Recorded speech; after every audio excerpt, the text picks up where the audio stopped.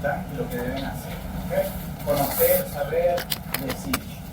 Epidemiológicamente hablando, en los hombres adultos, este es el tumor más frecuente en todo el mundo después del cutáneo.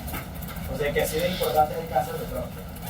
En el mundo, para el 2018 hubo 1.3 millones de casos nuevos. Ahorita eso ha aumentado aproximadamente un 15%. Es el segundo cáncer más frecuente en el mundo, como les dije, del 2022. Desde ese momento en adelante ha sido así. Y la quinta causa de muerte por cáncer en el mundo del año 2021. Importante, local, aquí en Chile, desde el 2022 había una tasa de más o menos 9.600 casos nuevos por año. No es poca cosa, es importante, esto es algo bien frecuente y esto está aumentando progresivamente hasta más de 10.500 casos por año. Esto produce aproximadamente unas 2.000 muertes en unos 12 meses y en hombres adultos representa el cáncer más frecuente. Que aquí en Chile pasó a ser el top 1.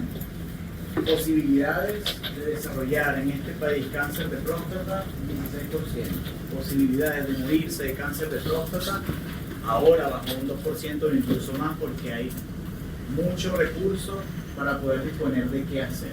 ¿Okay? Y bueno, vemos que en verde está el cáncer de próstata por encima del gástrico y colorectal, que eran los que lideraban hace muchos años.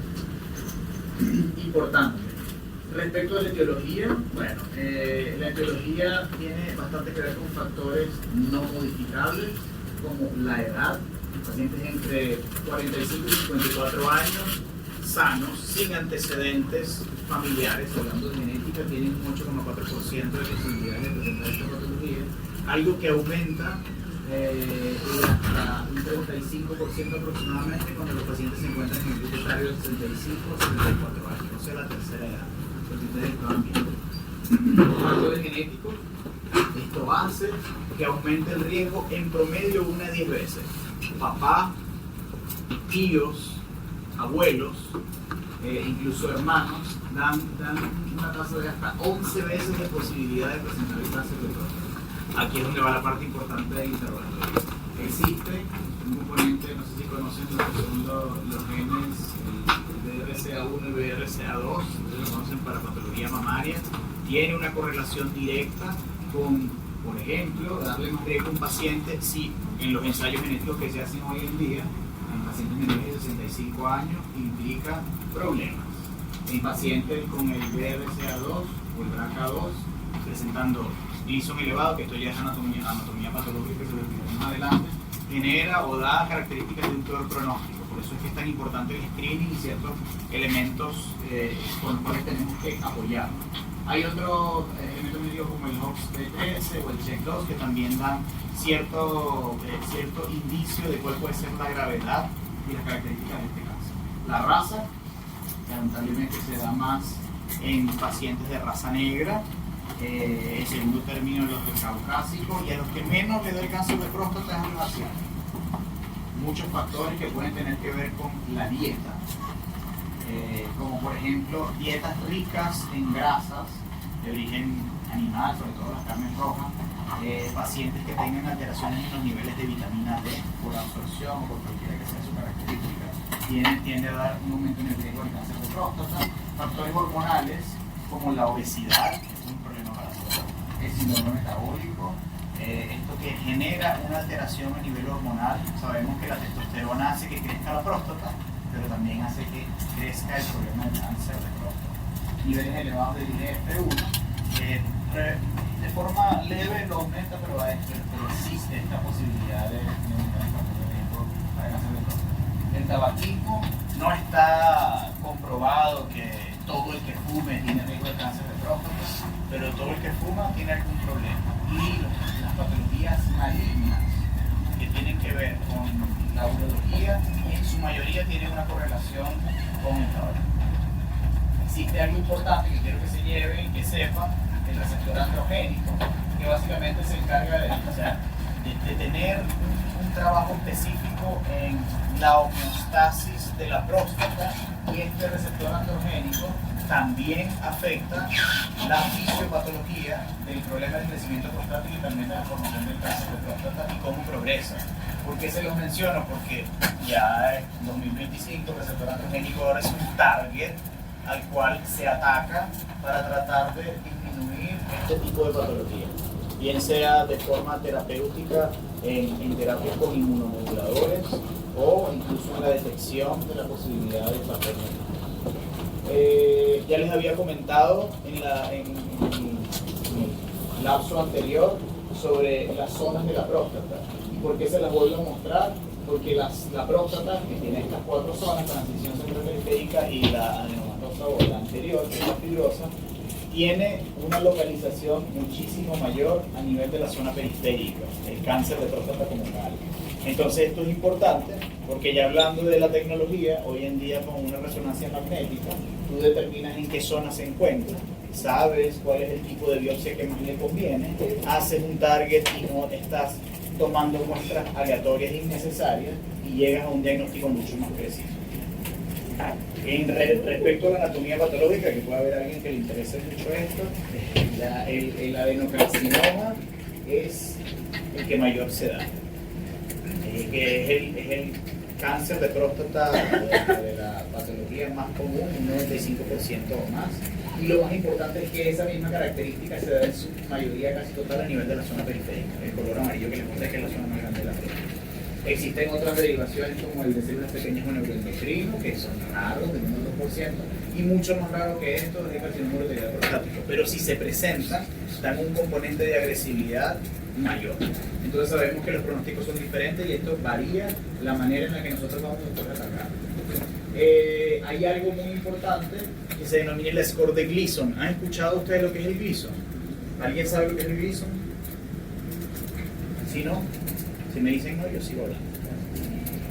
No, bueno, yo les digo, para eso estamos aquí. El Gleason es un score que se atribuye de acuerdo a características, se los voy a decir de una forma bien coloquial.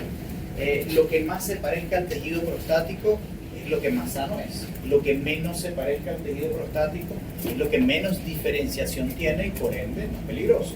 Entonces esto tiene una numeración. El Gleason evidentemente te da características para el manejo y el pronóstico del paciente. Es un pilar fundamental, por eso el anatomopatólogo es el mano derecha aquí del urólogo y de muchos médicos para tomar decisiones terapéuticas.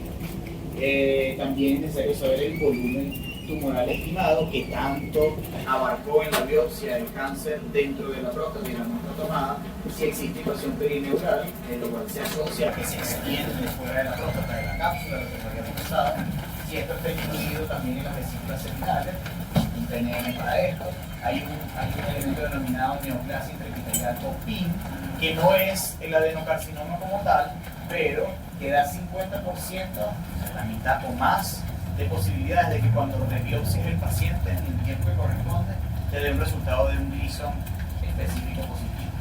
Está el ASAP, que es proliferación de sinófilos atípicos, en el cual son pacientes que traen un régimen que tú sabes que no es cáncer, pero que tienes que seguirlo estudiando y estos van a una rebiopsia, siempre buscando lo malo. Si te da la punta, usted tiene que buscar el resultado final. Entonces aquí es una muestra del Gleason, como les comenté, va de acuerdo a los números. Lo importante es que son del 2 a 6, es el más suave, por así decirlo. Y hay una clasificación denominada ISU, mediante la cual es mucho más fácil uno determinar de acuerdo a dónde se encuentre, qué tan grave puede ser y qué tipo de tratamiento le vamos a dar. Este es el ISU 2, que es el 7, 3 más 4. ¿Por qué tiene estos números aquí invertidos 7, 4 más 3 o 3 más 4? ¿Alguien tiene idea de esto? Sumado por los números, pero no era como específica para... Pero ¿sabes por qué va un 3 antes y un 4 después y por qué tiene un 4 delante y un 3 después? ¿Perdón? Pero por supuesto que es distinto. ¿Y tienes idea de por qué tiene que ser distinto eso? Era porque la mayor diferencia es que era 4 y después venía el 3. Excelente, muy bien. Excelente. Entonces, el detalle es esto. Si usted tiene en la muestra el 3 es el que un poquito se parece más al tejido prostático normal y el 4 es el que menos se parece, es más grave el 4 que el 3, pero usted coloca qué porcentaje en milímetros corresponde al 4 y cuál corresponde al 3, y el que sea mayor se coloca el primero. ¿Por qué esto es importante? Porque si el anatomopatólogo me dice a mí que es un 3 más 4 y es un I sub 2, estos pacientes puede que yo ni siquiera le haga nada. Pero si es un 3 más 4, es un 4 más 3, y le paso un I sub 3, porque la diferenciación mayor está cada vez peor, es un paciente que seguro o se opera o se hace radioterapia. Eso lo explicaré más adelante, pero es importante. No quiero que se memoricen esto, sino que sepan y que al momento de que les hablen de esto, ustedes tengan conocimiento de que depende del ISO que se va a hacer. Existe un TNM, ¿sabe lo que es un TNM? ¿Quién me dice una persona que es el TNM? El que sea. Hay un experto para hablar si hay presencia de nódulos,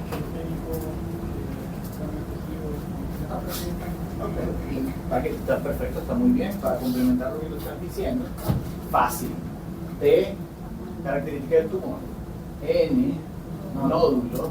M, metástasis. Entonces, todos los cánceres tienen un TNM y en base a esto nosotros lo clasificamos. Esto se lo revisan después, pero lo importante es que cuando uno toma por una biopsia y consigue el cáncer de próstata es un T1C, y ahí partimos en adelante. Cuando son el T2 es que está en la próstata localizada o de un lóbulo o de los dos, y ya cuando se empieza a salir el problema se da este tren en adelante. Entonces, aquí está bueno lo de los cambios, si tiene o no tiene metástasis, si es discharge o no, y lo importante es la metástasis ósea. Al cáncer de próstata le encanta irse a los huesos. Entonces, por eso uno de los elementos que se utilizan como diagnóstico, ¿cuál creen que puede hacer que vea bien hueso? Sí. Correcto. Pero eso cambia un poco después de explicar. Entonces, en base a esto, ustedes tienen pacientes de, se ve bien ahí, ¿no? Bajo riesgo, riesgo intermedio, riesgo alto, que tiene que ver con el ISU, el grado que les comenté. Entonces tiene un paciente que tiene el grado 1, porque tiene un PSA menor de 10 nanogramos por ml, y las características son que es hasta un T2, por ejemplo. En el intermedio son de los ISU 2 en adelante, con ciertas características. Aquí tienen uno favorable y uno desfavorable. Esto quiere decir que dentro de esto hay una subclasificación súper fastidiosa, pero es el trabajo de nosotros, de saber quién es el que tiene más riesgo de que progrese y quién es el que no. Porque si yo a este lo opero, hay muchas posibilidades de que se salga, pero si lo opero sin sacarle los ganglios, eso es un debate. Sería la indicación del desfavorable y si después va a una radioterapia o no. Y hay pacientes de alto riesgo con las características que ustedes van viendo que cada vez van más en ascenso, como un ISU 4 o 5 y que tiene un antígeno más de 20. Usualmente usted ve un antígeno con más de 20, no pinta bien. Usted ve un antígeno más de 100, no hay nada que preguntar. Eso es un cáncer, y metastásico. Hasta aquí me van siguiendo, ¿no? Entonces, ¿qué es lo importante de la evaluación diagnóstica? Bueno, volvemos, ya este es un trabajo de nosotros, pero si ustedes le llega un paciente con características de crecimiento prostático y lo ven y no tiene globo vesical porque hicieron un buen examen físico, yo le voy a hacer un tacto rectal para ver qué es lo que pasa, y ustedes determinan que, bueno, que al hacer el tacto, el paciente tiene una masa pétrea, duro como una piedra, por eso se llama así. Cuando tú lo tocas te das cuenta de que esto es una característica muy clásica. Que no le duela, además. Porque si al paciente le duele, puede ser prostatitis, porque si es blando, es crecimiento prostático. Entonces, dentro de todo, si usted toca un nódulo y no duele y no se nota pétreo, lo demás también es una sospecha. Y ahí tú piensas, este paciente hay que dirigirlo bien a estudiar si se le consigue un cáncer de próstata. Existen otros factores denominados la velocidad del antígeno prostático. Esto es la capacidad en la que uno, por hacer el screening que habíamos hablado, por eso uno lo ve anual, lo ve cada 6 meses, si tú ves que el antígeno prostático sube a más de 0,75 nanogramos por ml por año, este paciente puede presentar un riesgo de cáncer de próstata mayor al que no le suceda a él. Esto también, dentro de su experiencia y conocimiento, tienen que saber que la prostatitis sube el antígeno, o sea que si tuvo infección urinaria, el antígeno va a subir. Si estuvo en bicicleta un tiempo, el antígeno le va a subir. Hay muchos factores que también hay que preguntar. Entonces, por eso es importante saber la densidad del antígeno, que no es nada más que una división del volumen prostático del nivel del antígeno prostático. Se ha determinado que este nivel, del 0,15 en adelante, aumenta el riesgo de posibilidad de cáncer de próstata a tener la medición realizada. Hay otros factores, otros elementos como el PSA3, panel de calicreína, PHI, que son bastante costosos, bastante tecnológicos y poco usados acá en Chile.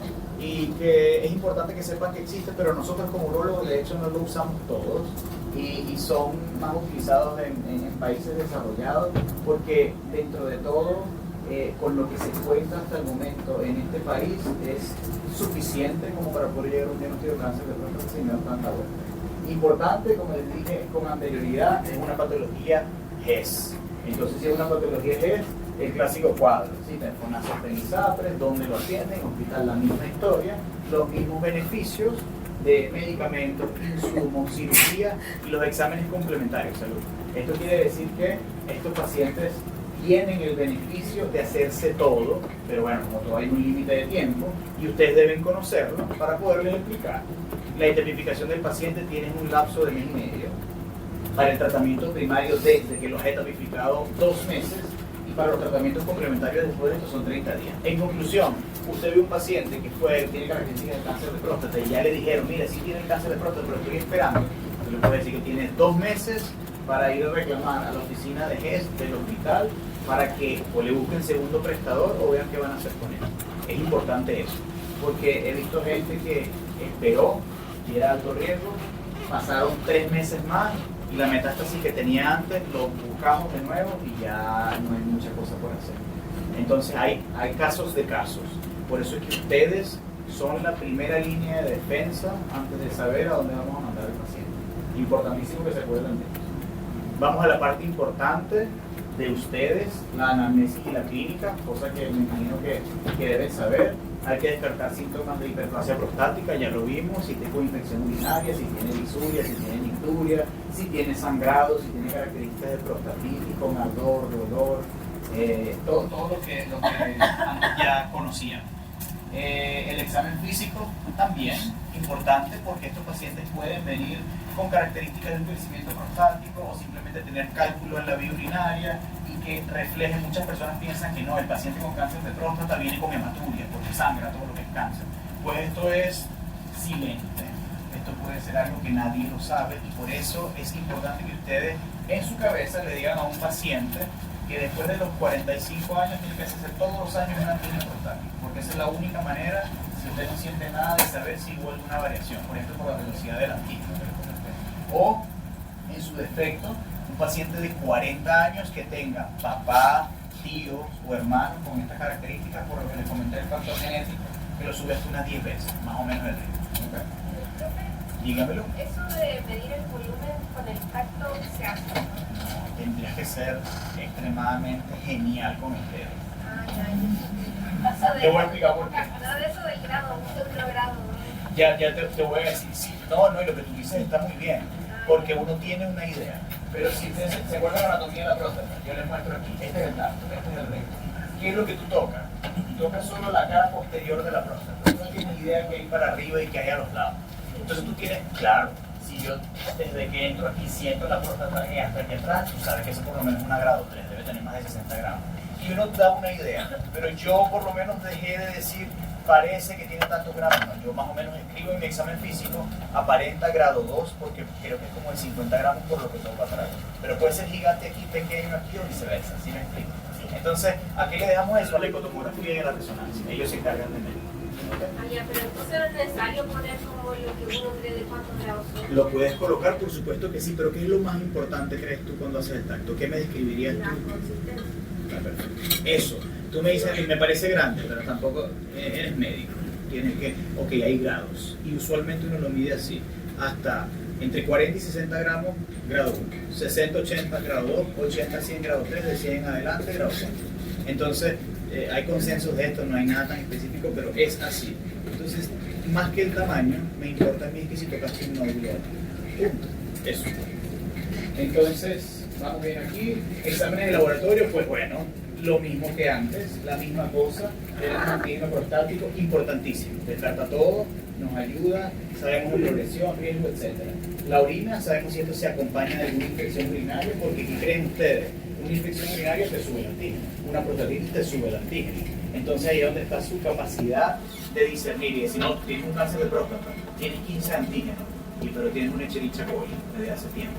Entonces hay que saber también qué decir y hay que saber bien hacia dónde lo dirigir. Si esto se refuerza con urocultivo, bueno, pero por supuesto que hay que esperar. Hay algo muy importante que quiero que memorice. Si usted le hace un antígeno a una persona, le dio antibiótico, después tú lo controlas con un antígeno. ¿Al cuánto tiempo creen ustedes que tienen que hacer el antígeno control para que vuelva a la consulta y ver cómo está? Cualquiera que me lo diga. 3 meses, mucho, pero está bien, porque es tiempo, pero está bien. Dígame. 2 semanas. 2 semanas. Con tratamiento. ¿Por qué? Para ver si el antígeno. Pero más allá de esto, un poquito más allá de esto existe una causa fisiológica. El recambio celular de la próstata o de las células prostáticas se da entre unos 16 días más o menos. Entonces, si yo a usted le doy antibiótico y a la semana le hago el examen de orina, está negativo, y le hago el antígeno, va a ser igual. Porque él no ha tenido chance de hacer el wipe out y entrar en el nuevo sistema de sello. Para que uno llegue a un estándar y uno sepa, este es el mínimo que tiene. Entonces es importante que si usted ve, le hice el antígeno, tenía tanto, le di tratamiento y después llegó con más de antígeno, pero ¿en cuánto tiempo? No, a la semana se lo hice, no tiene sentido. Hay que esperar 3 o más semanas. ¿Okay? Es importante eso. La creatinina, bueno, ya sabemos, usualmente hay pacientes que pueden llegar sin ningún otro tipo de problema, nada más con un nódulo, y eso es lo que usted va a hacer la diferencia en que lo manden a donde tienen que mandar. Le dicen, no, la creatinina está bien, no tiene infección urinaria, orina perfecto, no tiene características ni de infección ni de crecimiento prostático, pero le toqué un nódulo, piden una resonancia. Ahí está, pierda el signo, lo descubriste. Entonces, por eso es que nosotros, si somos más importantes que la inteligencia artificial, por lo menos. Entonces, los estudios de imagen, bueno, la ecotomografía, ya sabemos, importante, donde vemos el tamaño de la próstata, es importante saber el volumen de la próstata, porque si tú me dices, por esto de la densidad del antígeno, una próstata pequeña con un antígeno alto, te tiene que dar alguna sospecha. Pero si tú ves que tiene un antígeno alto pero una próstata gigante, por el asunto que les comenté de la testosterona y del antígeno que se estimula por estas células de la glándula, si tú tienes una próstata de 200 gramos, es raro que tengas un antígeno normal. Eso es por un crecimiento normal de la próstata y que no tiene que ver con infección y que no tiene que ver con cáncer. Por eso si usted ve que existe una congruencia entre un resultado de un volumen prostático grande y un antígeno alto, no alarmen a nadie. Hay que buscar bien qué es lo que está pasando. ¿Okay? Importante, estándar, la resonancia magnética de próstata, multiparamétrica. Esto viene por capacidad física. Los Tesla, conocen el Tesla. Bueno, las máquinas son de 3 Tesla. Da igual, de 1.5 adelante funcionarían bien. Lo importante es que hay un sistema que se llama el PIRRAS, donde lo clasifica y al clasificarlo te da una opción de tomar biopsia o no tomar biopsia. El PIRRAS 1 y 2, lo que quiero que se aprenda. 1 y 2, déjalo tranquilo. 3, sospecha, mándalo a biopsia hoy en día porque más o menos el 18% da positivo. Y 4 y 5, sí o sí, biopsia. ¿Okay? Entonces, importante, aquí abajo, el escáner.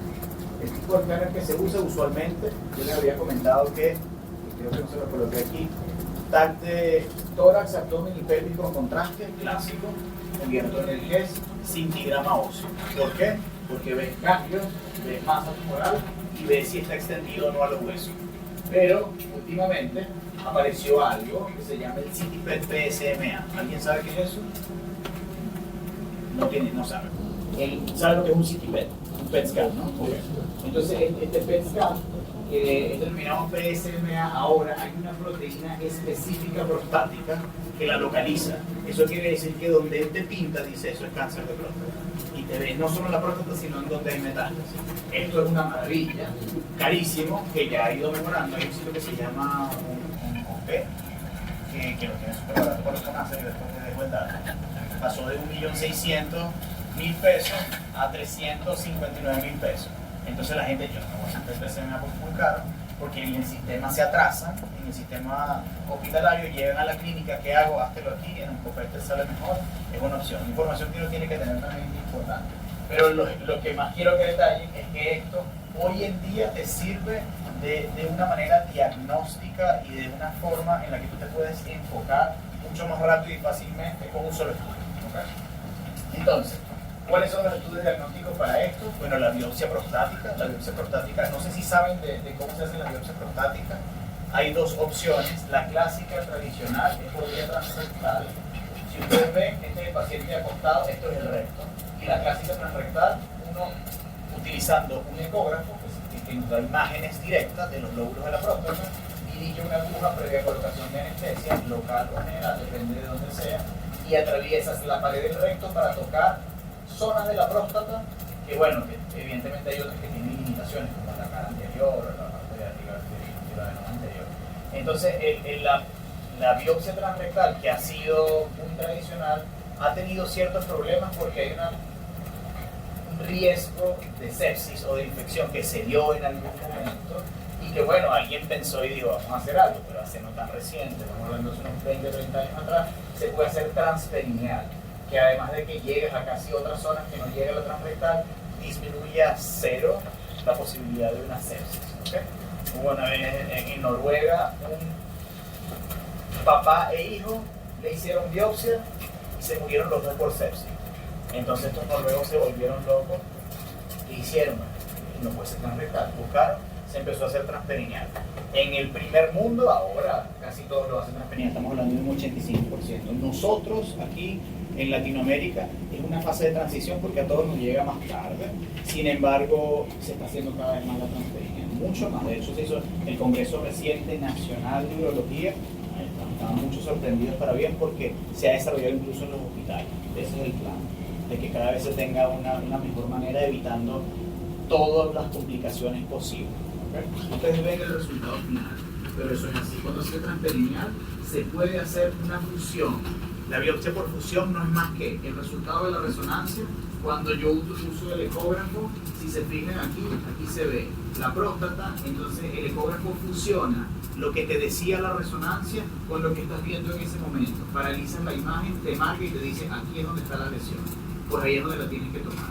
Después de eso uno lo va marcando y te genera un esquema donde se ve, estas son las muestras sistemáticas, todo lo que ves en amarillo son todas las funciones que se han hecho, y si ves que esta estaba localizada en la anterior, al lado izquierdo, se hace una saturación, que es por lo menos 4 a 5 más. Entonces con eso es bastante preciso, gracias a lo que nos dijo para que ustedes vean, gracias a que conocemos la anatomía de la próstata, gracias a que McNeil dijo cuáles son las zonas de la próstata. Por eso es que conocimiento es poder. Entonces, cuando se confirma que existe un cáncer de próstata, de acuerdo al score de Gleason, que fue el que mencionamos anteriormente, el paciente tiene dos opciones. Eres GES, entraste en el GES, ¿qué exámenes hay que hacer?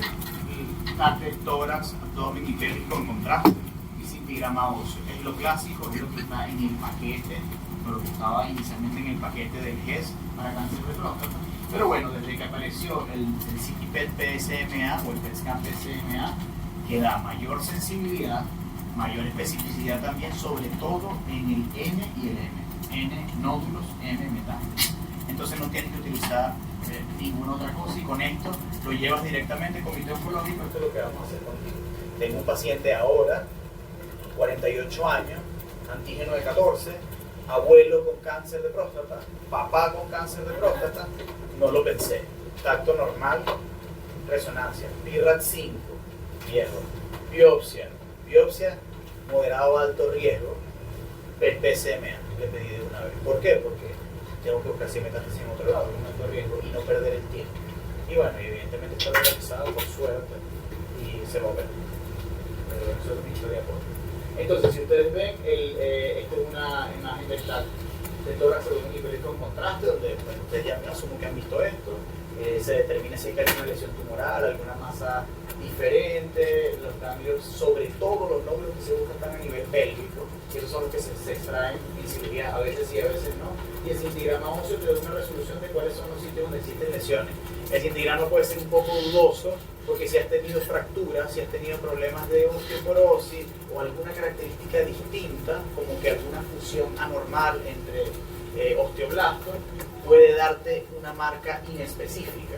Entonces, por eso es que el PSMA tiende a tener mucho más especificidad ahora. Igual hay que preguntarle, yo he tenido pacientes en los que todo está bien, pero aparece una lesión aquí en las costillas. Y entonces va al comité oncológico, bueno, ¿qué vamos a hacer con este señor? Yo le pregunto, ¿usted se ha caído alguna vez? Sí, me caí en un piso 3. ¿Tuviste fracturas? Sí, costales. Eso es, entonces descartamos tener que hacerle más cosas y que pierda más tiempo, sabemos que está localizado, se opera. Entonces, el interrogatorio nuevamente es importante. es de un PET-CMA o CT-PET, en donde bueno, se marca claramente ganglios, es mucho más específico. Hay zonas que marcan con características específicas de acuerdo al metabolismo, pero lo importante es que se detecte si es que existe alguna lesión o alguna metástasis en alguna persona. Entonces, dentro de todas las recomendaciones, perdón, que les quería mostrar aquí, estas son de las guías europeas, de los que uno siempre se rige, son las guías europeas y las americanas, las estadounidenses, y en las más recientes, esta reciente de este año, es que los pacientes con riesgo intermedio PET-CMA, riesgo alto PET-CMA, pasó a ser un estándar. Chile lo adoptó y ahora se está mandando a hacer de los hospitales. ¿Qué hacen? No los tienen el equipo, el tomógrafo para los hospitales, pero los derivan como un segundo prestador y te lo mandan a los demás y eso es lo que hace. Esto es un non-stop para el mes. El manejo. ¿Cómo hacer con el manejo de estos pacientes? Bueno, esto viene a depender clásicamente de en qué riesgo se encuentra. Si el riesgo es bajo, si el riesgo es intermedio, si el riesgo es alto pero es localmente avanzado, si tiene metástasis pero ha sido resistente al tratamiento hormonal o si es resistente a la castración. ¿Qué quiero yo que más o menos sepan de aquí? Que ustedes y la fase hasta donde llegan ustedes es a derivar a que nosotros encontremos en dónde se encuentra este paciente de esta zona. Porque de esto depende de si le haces algo como al paciente con problemas prostáticos simples, que le haces una vigilancia activa, que es el watch and wait. Si tú además de esto le haces al paciente una prostatectomía radical, que no es más que sacar la próstata completa, la naranja con su cáscara, porque no le puedes dejar la cápsula sabiendo que esto puede ser un problema de metástasis a futuro. Mientras que vimos que en el crecimiento prostático, la cirugía, dejamos la cáscara de la próstata, que es la cápsula, y en este caso simplemente no se puede. Se pueden hacer con linfadenectomía o no, pacientes que pueden ir a radioterapia. De hecho, la radioterapia y la prostatectomía radical estadísticamente tienen resultados oncológicos similares, estadísticamente, pero si uno se va a los números pequeños es mejor la cirugía, depende de la edad del paciente, porque esto puede recidivar. Si tú operas y después aparece un cáncer allí, tú puedes hacer radioterapia, pero si haces radioterapia y aparece otra vez no lo puedes operar, porque destruye la anatomía y va a ser terrible. O sea, eso es meterse como tratar de operar confort, este papel sanitario mojado, todo se deshace, todo sangra, entonces no es recomendable. Si los pacientes están con riesgo alto, depende, hay terapia multimodal, puedes operarlo, disección de ganglios, tratamiento adyuvante. Ahorita se cuenta también en el país con los medicamentos necesarios para esto. Estos medicamentos se encargan de disminuir los niveles de testosterona y así disminuir la posibilidad de progresión del cáncer prostación. Entonces hay también la radioterapia combinada con la hormonoterapia, la quimioterapia, la radioterapia. Entonces eso depende de que mientras peor y más metástasis haya, el paciente menos chance tiene de operarse. Mientras más viejito y estas características tenga, menos chance de operarse también. Así que a más simple, se piensa en lo otro. O sea, resolución quirúrgica o tratamiento radiológico. ¿Qué mensaje le dejo para la casa? Esta es una clase mucho más corta, porque no hacemos la anatomía. Lo importante es el aporte del interrogatorio y la clínica del paciente con el examen físico. Eso es lo que ustedes tienen que tener en mente. Porque si usted falló, ese paciente se complicó en mis manos después. Y no sabemos de quién es la culpa, no nos interesa. Lo que nos interesa es que ustedes aumenten esas capacidades de detectar, de saber, de demandar y de explicar bien. Una cosa muy importante, es importante, para la redundancia, hablar con los pacientes, saber qué tienen, saber qué viene, saber qué posibilidades va a tener de mejorarse, incluso pronósticos. Si es algo muy complicado, lo hablamos con el especialista, no pasa nada, pero tienen que hablar con el paciente. No se conviertan en los autómatas de una computadora y ver un teclado y meter datos. Sí, chao, nos vemos en la siguiente consulta. Si hay algo que a todos nos interesa es que exista la posibilidad de que usted le explique a alguien y le quite los niveles de ansiedad. Sabemos que somos un mundo que tenemos problemas de salud mental por ansiedad, estrés, depresión, etc. Y usted le digan que tiene cáncer, así yo le digo, no, pero el cáncer de próstata ahorita es el 2% nada más que se muere, me dijeron que tengo cáncer, me voy al metro y me voy a lanzar. Hablen con el paciente, con todos los pacientes, eso es súper importante. ¿Okay? Los exámenes de laboratorio, bueno, es lo mismo, que es lo más importante, subrayado, el antígeno prostático, examen de orina, creatinina, etcétera, son complementarios que siempre tienen que estar, pero así detecta si hay infección o no. Es una patología, por favor, hay que utilizar recursos, depende de ustedes, se los repito, se lo he dicho 10.000 veces, pero para que se acuerden. Las imágenes, la ecotomografía es algo clásico que tienen todos los pacientes con problema prostático, pero si ven que estamos trancados en el juego, resonancia, no tengan miedo, ándale con una resonancia. Ya está mucho más institucionalizada, ya es algo que es más económico. Antes una resonancia costaba, qué sé yo, 800.000 pesos, después pasó a 100.000, ahorita te la hacen, como dicen aquí, 30 lucas. Entonces lo importante es que sepan que hay posibilidades, pero hay que hacerlo. ¿Okay? Diagnóstico confirmado, después que tú sabes que tiene cáncer de próstata, pasó por biopsia, etcétera, hay que tamificar con estudios de imagen. Les comenté cuáles son los estudios de imagen, ¿se acuerdan? Okay. El más importante, no uno que otro, pero el PPSMA está dando mejores resultados, a excepción del peso. Y el manejo de acuerdo al riesgo, esto es algo que tiene que ver con un proceso. De hecho, el manejo de los medicamentos que son los antiandrógenos, lo que bajan la testosterona, esto lo hace un oncólogo médico. Nosotros como urólogos manejamos el cáncer de próstata y mandamos tratamientos, sí, pero vamos a un comité oncológico en el que todo se estudia por ser del GES, es algo administrativo, entonces eso es más tiempo. Tienes que esperar el comité, hablamos, el resultado te lo digo una semana después, ya van 2 semanas esperando. Entonces todo esto es para que los recursos se optimicen y vayan de acuerdo a lo que necesita el paciente. Son drogas de alto costo y esto quiere decir que vamos a estar tirando la cara a la vida. ¿Okay? Eso, gracias. ¿Estamos claros con todo? Ok, ¿qué duda o pregunta tiene? ¿Alguien?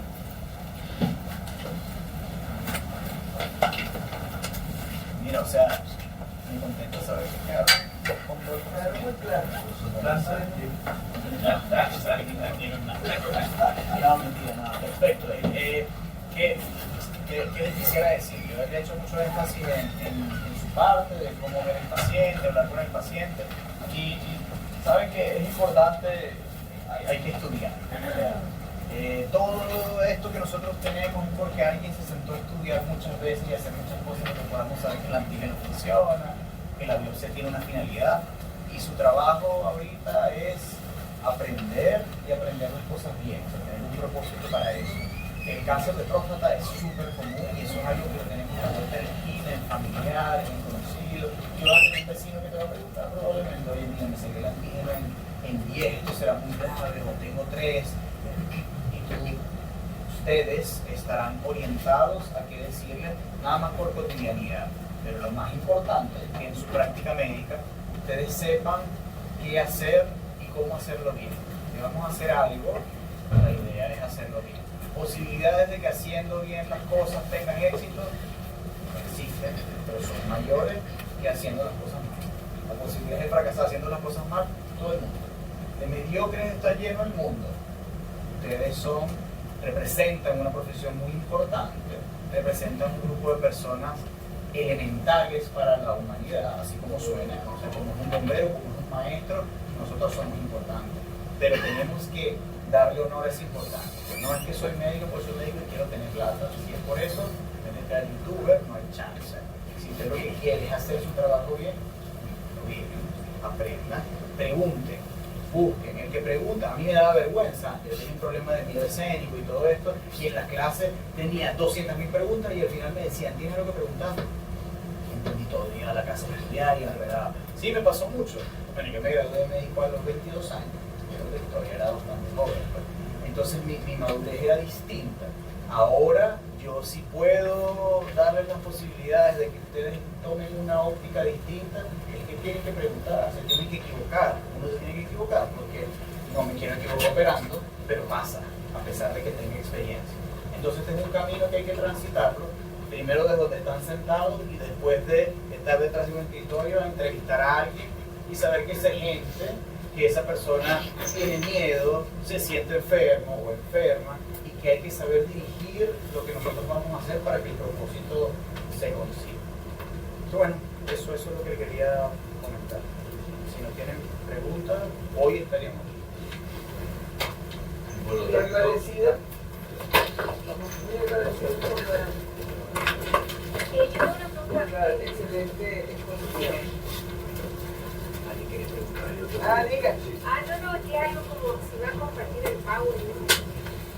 sé. Si es que no escuché.